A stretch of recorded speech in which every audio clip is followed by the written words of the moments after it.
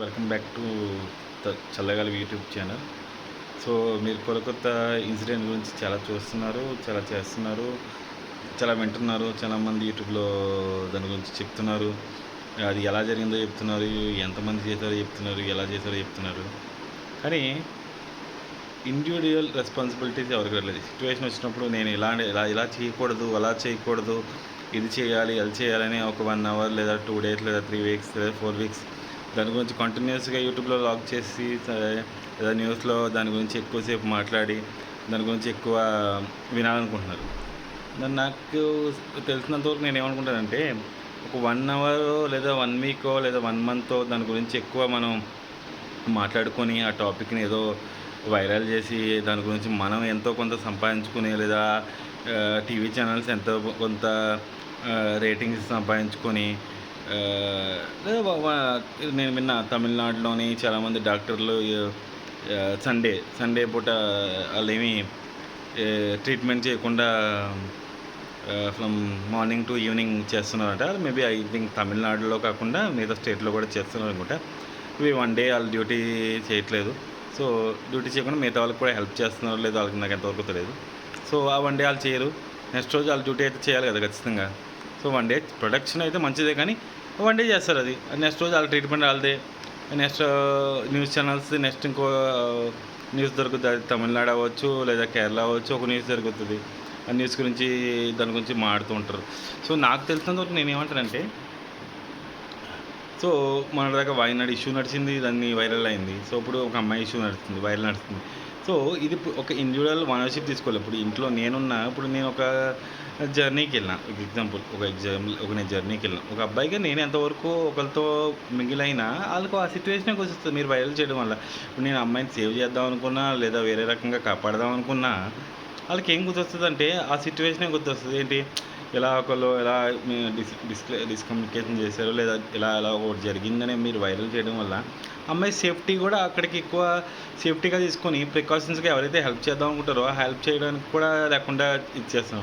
So నా opinion ఏంటంటే ఇండివిజువల్గా ఓనర్షిప్ తీసుకోవాలి. నేనైనా వేరే వాళ్ళైనా అమ్మాయి అయినా అబ్బాయి అయినా వాళ్ళ ఓనర్షిప్ తీసుకోవాలి. ఓనర్షిప్ అంటే లైఫ్ లాంగ్ దాన్ని ఎంతవరకు ప్రొటెక్ట్ చేయాలో మనం ఎన్నెన్నో చేసినాం. ఏంటి, చాలా కఠినంగా సెక్షన్లు తెస్తున్నాం, నిర్భయ చట్టం తీసుకొచ్చినాం, అలా గవర్నమెంట్ తరఫు నుంచి ఎన్నెన్నో తీసుకొస్తున్నా మనకి ఈ ఎడ్యుకేషన్ సిస్టంలో మనం ఇది ఇంక్లూడ్ చేయట్లేదు.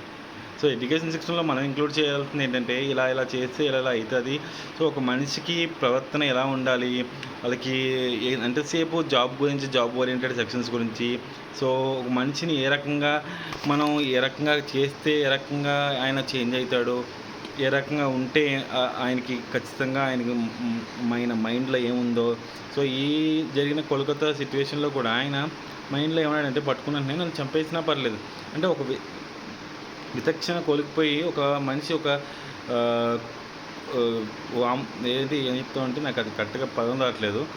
సో ఒక అడవి మనిషిలా లేదా ఒక క్రూర ముఖంగా అలా తయారైండు. సో దానికి మనం ఏం చేయాలంటే ఎడ్యుకేషన్ సిస్టంలోని, జాబ్లోని కానీ అన్నింటిలోని మనకి ఇచ్చే ఒక 10 to ఒక 1 అవర్ లేదా హాఫ్ అన్ అవర్లో వీక్లీ ఒక మెడిటేషన్ సెక్షన్స్ కానీ, ఒక మైండ్లో ఎలా ఉండాలి, ఆయన మనస్తత్వం ఎలా ఉంటుంది, ఒక మనిషి ప్రవర్తన ఎలా ఉంటుందో మనం ఎడ్యుకేషన్ ఇంక్లూడ్ చేయాలి. సో ఫ్రమ్ చైల్డ్హుడ్ మనం ఒక మనిషిని ఎలా ట్రీట్ చేయాలి, ఆయన మైండ్ సెట్ ఎలా ఉందో మనం తెలుసుకుంటే దీన్ని త్వరగా దాన్ని ఎరాడికేట్ చేయొచ్చు. ఒక చెట్టు పెద్దదైన తర్వాత కొట్టేస్తున్నంత మాత్రం కింద దానికి ఉన్న వేర్లు కానీ ఏమని కానీ మనం తీయలేం కదా. సో మనం చిన్నప్పటి నుంచి దాన్ని కల్టివేట్ చేసుకుంటూ, సో దాన్ని మనం మోటివేట్ చేసుకుంటూ వచ్చామంటే దాన్ని ఎంతవరకు మనం ఎరాడికేట్ చేస్తే అంతవరకు మనకి మంచిగా ఇది అవుతుంది. నా వరకు ఒక 3 సెక్షన్స్ మనం అయితే మార్చగలం. ఏదైతే ఏంటి, ఎడ్యుకేషన్ సిస్టంలో మనం ఖచ్చితంగా ఇంక్లూడ్ చేయాలి. సో ఏది ఎలా బిహేవ్ చేయాలి, ఎవరిని ఎలా రెస్పెక్ట్ చేయాలి, వాళ్ళని ప్రతి క్షణం మనం మానిటర్ చేయాలి.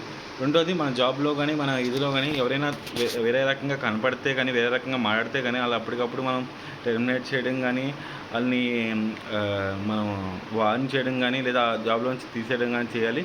జాబ్లో మనకి చాలామంది కార్పొరేట్ సెక్షన్లో చూసుంటారు, ఏదో కార్పొరేట్ ఎంప్లాయీ పాజిటివ్ సెక్షన్స్ అనేవి ఉంటూ ఉంటాయి. సో పాజిటివ్ సెక్షన్స్ అదే నామకే పాస్ అంటే పేరుకి పెట్టాలని పాజిటివ్ సెక్షన్స్ పెట్టారు. దాని గురించి ప్రాపర్ ఎడ్యుకేషన్స్ అనేది మీరు ఆన్లైన్లో ఇస్తున్నారు లేదా వీక్లీ వన్స్ మీరు వెబినార్స్ కానీ సెక్షన్స్ కానీ తీసుకోండి.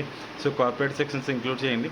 సో అది హాస్పిటల్లో జరిగింది కాబట్టి ఎవ్రీ డాక్టర్స్ అసెంబ్లీ మీటింగ్ చేసుకొని సో ఎలా బిహేవ్ చేయాలి, ఎలా ఉండాలని సో డైలీ మనం మోటివేషన్ సెక్షన్స్ కానీ డైలీ దీని గురించి ఒక మనం అవేర్నెస్ తెస్తూ 1 డే యాక్టివిటీ 1 మంత్ యాక్టివిటీ కాకుండా డైలీ మంత్లీ యాక్టివిటీ కింద చేసుకొని దాని గురించి మనం ఖచ్చితంగా ఫాలో అయితే మనకి ఎంతో కొంత సొల్యూషన్ బేస్లో అయి ఉంటుంది. ఎంతసేపటికి మనం 1 వీక్ ఒక వైరల్ చేసుకున్న తర్వాత టాపిక్ మర్చుకునేది కాకుండా సో మీరు అనుకోవచ్చు నేను వైరల్గా చేస్తున్నాను, నా సబ్స్క్రైబర్స్ చూసుకోకపోతే మాది 80 మంది కూడా ఉండరు.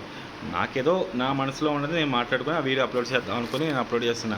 దీనిలో ఒకరు చూస్తారో, 2 చూస్తారో, 3 చూస్తారో, ఎంతమంది చూస్తారో నాకు తెలియదు. కానీ నేను చెప్పేది ఏంటంటే మన మనసులో మన మైండ్లో మారేంత వరకు మనం ఈ ఇండియాలో కదా మన వరల్డ్లో ఎవరిని మార్చలేం.